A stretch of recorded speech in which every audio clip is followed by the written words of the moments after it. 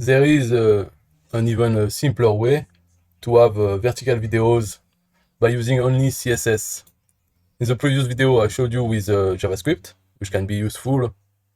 And with CSS, it's even simpler. All you have to do is take the attribute ID of the video and then set a rule.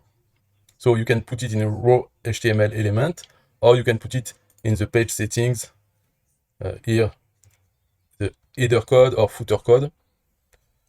So the CSS rule is simply, so you put a hashtag, your video ID, and aspect ratio 9:16. And then, as you can see, it does the same. So here we have the YouTube CSS, so it's fine. And the YouTube JavaScript, it's fine too. They all play. This one too.